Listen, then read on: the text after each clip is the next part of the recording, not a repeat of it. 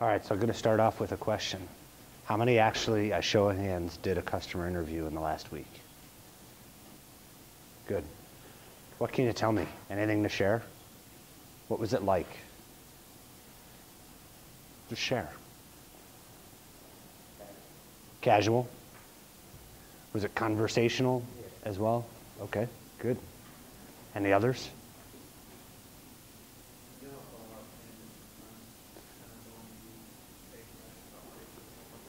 Yeah, yeah. For engineers, it's hard because we're on a mission, right? We're trained to solve a problem. Scientists, we want to focus on something. And to let a conversation wander all over the place is kind of difficult. I would say historically, after about 5 or 6 interviews, you get the hang of how to steer a conversation. And this is why I was saying, this is a skill that I want you to have regardless of what you do outside of RPI. Okay? Being able to talk to people and learn what is of interest to them is something I want you to know. Any other thoughts on what an interview was like? A lot of listening. How about writing? Did you write anything afterwards? Did you do it together? How many people did it more than one person? If you guys did? Yeah, that makes it easier. When I've done this with faculty and students as part of a class, I have somebody be what I call the scribe, and they're just sitting there writing things down. What you want to start to get the hang of is Launchpad Central is kind of like your diary. Okay? When you guys are famous, I promise you, one team that's sitting around you here is going to get an investment within a year. It happens every time. At least one team gets an investment. I told you the success story of the team from last year. Happens every year. So what I would like you to do is keep this as your records that you can go back to. What's a company? Is it like what you're doing now? Yes or no? Go ahead. Thanks, Sam. Yeah, okay. A group of people working to produce a value proposition. I like that. What I had here, it's a business organization that sells something in order to make a profit. Okay, so you're filling a need. You're either solving a pain or creating a gain that somebody's going to pay you more than it costs you to do it. Right? And if we're successful at RPI, you guys, when you get out, can do this inside a large organization or on your own. So what's a startup? Go ahead. What were you going to say? It's the beginnings of a company. Go ahead. It's a company that has yet solidified a business strategy. Yeah, you don't have a business strategy. Okay? So what do I teach you guys a startup company is? Starts with the letter F. Faith-based initiative. Whose faith is it that drives the startup? It's the founders, all right? So a startup is a temporary organization designed to search for a repeatable and a scalable business model. This is the skill set that will serve you well when you graduate from RPI, okay? I hope you take this.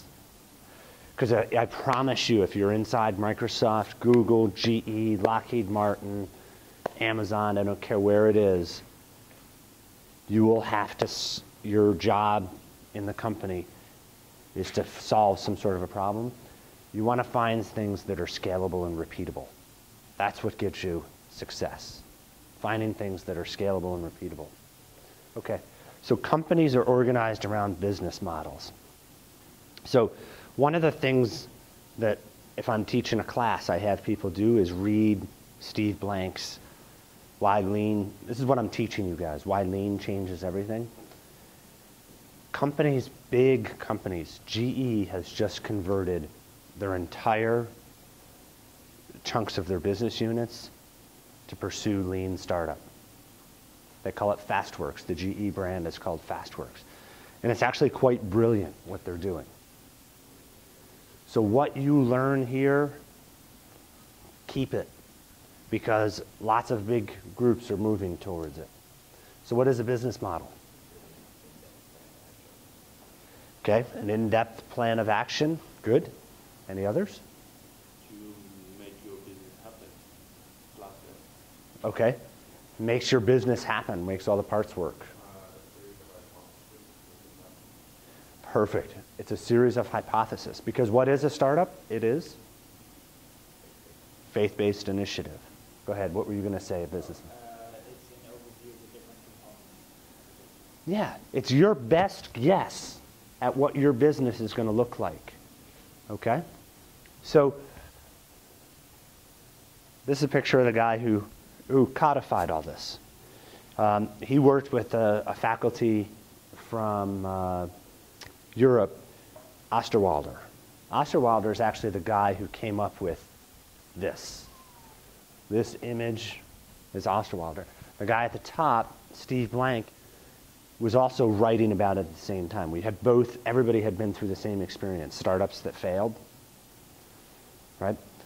And so the idea was, let's not guarantee success, but help you remove repeat failures, right?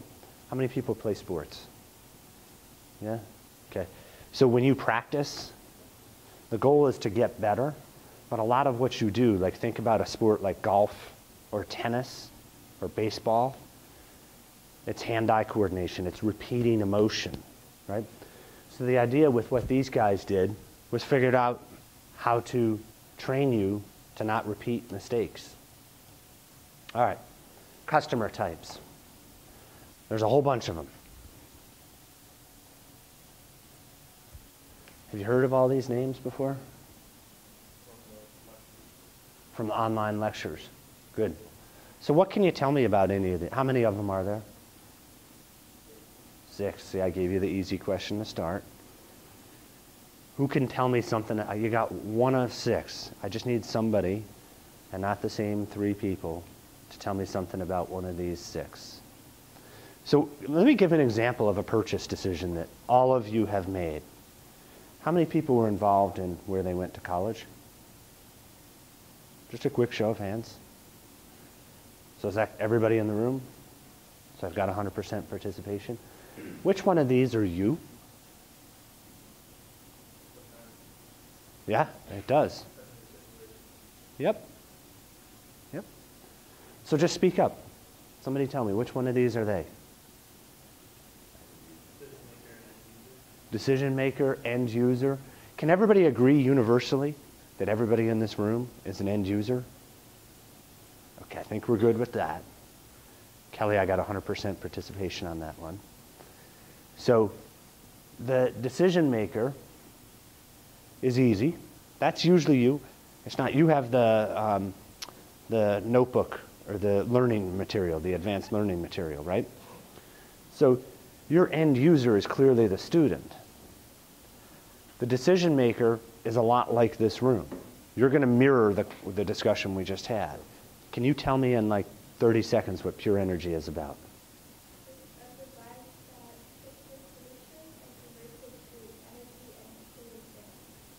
Okay. So now, do you guys all get the gist of that? Who do you think would be the end user for that?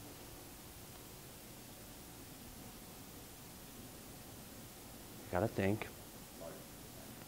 Large manufacturers, people who buy electricity.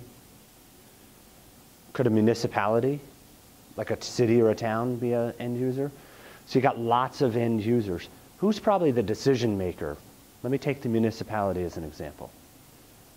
Who would be the decision maker if the municipality is the end user? The people. What kind of people? The citizens in that town, right? The taxpayers. Yep. So do you get the difference in this?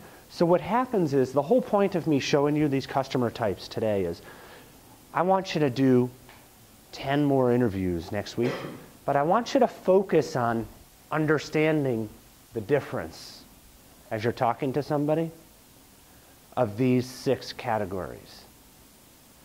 Because your strategy when you deal with them as a customer segment is different. The best example I have is the saboteur.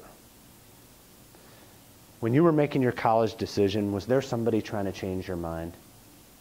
Does anybody have anybody that's like a saboteur like that in their head? Like they can think back to when they were making the decision? Okay. What did you do about the saboteur? Did you just ignore it? Yes. The saboteur can turn into an influencer if you let him. Okay? So now let's say you're the Pure Energy company. I'm sorry, your first name? Elizabeth. So Elizabeth's Pure Energy company is going. And there is a competing technology that makes the lithium scrubbers that pull the carbon dioxide out of the air and try and they actually try and remove the carbon so that the oxygen is released. So let's say you're the manufacturer of that. Would you be entirely supportive of Elizabeth's business venture? No. Maybe not. Not unless you were trying to buy the technology. You know, you can turn a saboteur into a collaborator. That's one of the things I'm going to head towards, because you could convince them to invest in you, right? So the saboteur never becomes that. But go ahead. Competitors can be saboteurs. Yeah. Yeah. And even non-competitors can be saboteurs. So let's say that Elizabeth can only make 10 of her Pure Energy devices in a year. And we're in the city of Troy. And give me a city nearby. Albany. The city of Albany wants one of the 10, but is late to the game. What's their strategy to get one of those 10? Is it going to be to compete a little bit? Yes or no? Can you see what's going to happen? All right? So your job when you're selling is to recognize, when you're doing customer discovery, is to recognize the difference in the person you're talking to. So when you do a customer interview that relates to a customer segment, I want you to just write in parentheses when you do your summary what category you would put them in. The reason I'm going to have you do this is for you.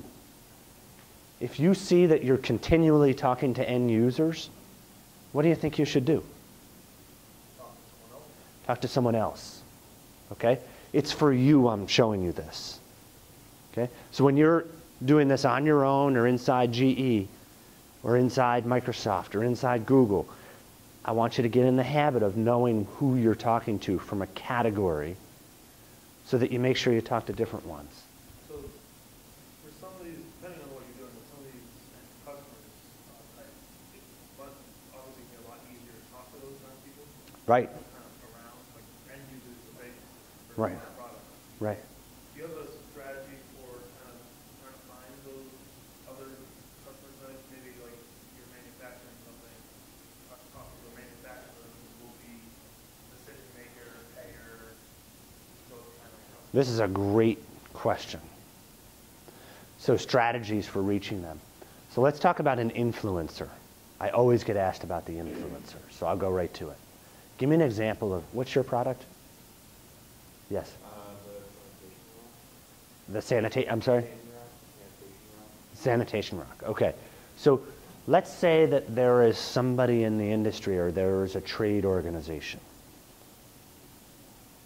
Are they ever going to buy his sanitation solution? Yes or no? The trade organization. So to give an example, the airlines. Pilots have a pilots organization that represents them and lobbies on their behalf for medical issues, for safety issues. Does it make any sense? Okay, so these would be trade organizations. So take a particular trade. So it's the Union of Sanitation Engineers, I don't know what it is, I'm making the name up. They would be influencers because they hold a conference every year in Chicago, I'm making all this up, where all the sanitation engineers get together. Well, if you could get them to write a blog about your new product, Does that help influence decisions? Yeah. So I might want to interview them and say, how do you guys, my questions would orbit around, do you guys help your members? I'm not going to ask them to help me. How do you do it? I'm going to ask them to educate me on how they influence. Does that make sense? Everything you do is about learning. And I promise you, when you get out of RPI, whether you have a startup or you're in a big company, this habit will serve you well, of just trying to understand the people and their motivations. Okay? Does that help? Do you need another example, or? I guess more specific to mine is I contacted some manufacturers and their strategy to get to So your product or service was the? interlock, the packaging for Oh, the interlocking packaging. Yeah. So what I would do, so his idea is to eliminate the plastic bags and plastic wrap that goes around, to have reusable packaging that serves multiple functions. So different from like the Glad plasticware that we get that everybody throws in the recycle bin, stuff that you could reuse in a life cycle perspective. So what he's going to do is, how do I talk to Glad? How do I talk to these people about what they're thinking? Any ideas? You guys, I'm going to open it up to you guys. How's he going to talk to Glad? You know who Glad is, right? Company that makes those blue plastic bins that we all use now. Snap that. How would he talk to him? Go ahead, Anthony. Yeah, sales reps love to talk. They like to talk more than me. And that's hard to do. They like to talk. And you want to get in there and you want to have dialogue with them and say, what is it you guys sell? Why do consumers buy this? I'm a student from RPI and I'm trying to understand this market space. Why do consumers buy this? How do you guys innovate?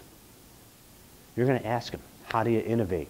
Well, do they do market studies? Do they do it by acquisition? Pharmaceutical industry, it's well known that they acquire startup drug companies. That's how they innovate. They don't do it internally. They look for people doing it in the academic world and they just acquire that. Okay? They found they're correct. It's less expensive. Okay? Does this help answer the question? All right. Any others? Yes? You ultimately have a conversation without giving away all of the information on your own. Okay, because again, it's like dating. You're not talking about you. You're asking questions about things you need to know so you can understand. I need you guys to tell me about customer interviews. Where are you going to find 3 investors? What a great question to ask on this very day. Who can tell me what's going on tonight? Startup Tech Valley.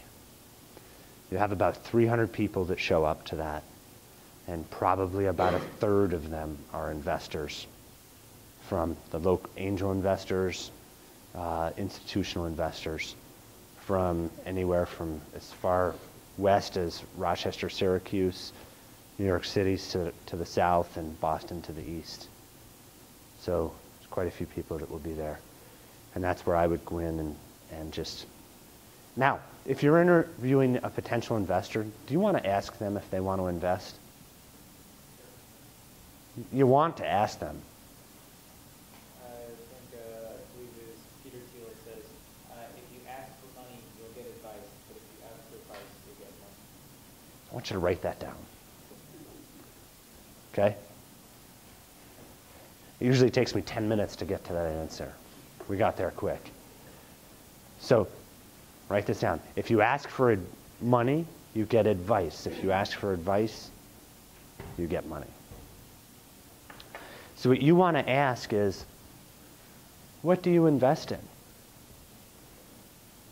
I'm a student at RPI.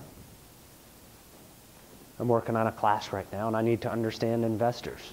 What do you invest in? Now, you guys are doing an engine technology. You may stumble on somebody that says, yeah, we invest in aircraft engine technology. Hold on a second, I want to talk to you. Do you follow the logic? Okay. So, but you still, on the first date, do you ever ask them for money or to any of that stuff? No, forbidden. It is okay for somebody to ask you for the second date.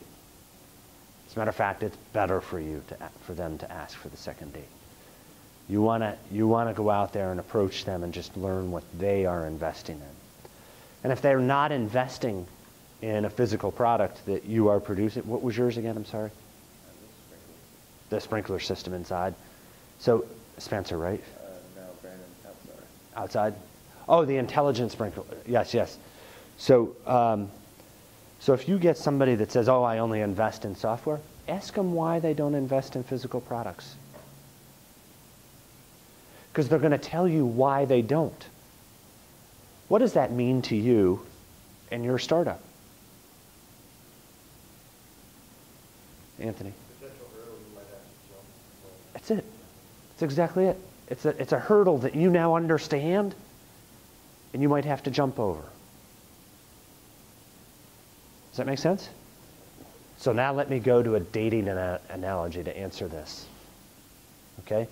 If you want to meet the person you think is the prettiest person in the room, most attractive person in the room, do you go directly to them right away? Yes or no? So it's different for everybody. Do you follow how it's going to be different? Some people may opt to have a strategy that is, I'm going to talk to somebody else, you know, to get some courage. I'm going to do. It's no different when you're meeting people that are in a startup. It's no different when you're doing this in an existing company. As a matter of fact, it's harder in an existing company because the environment, the ecosystem, is defined by everybody you work with. You can't change it, right? So in entrepreneurship, if you don't, the ecosystem doesn't agree, you can change it, all right? But I would start with, if you're the type that says, no, I'm confident walking right up to this individual and starting conversation with them, then do it. If you're not and you're a little, don't go to the prettiest girl in the room. And I'm sorry, I don't mean to be gender specific there, but don't go to the most attractive person in the room first. Try it on somebody else. Do you get the logic?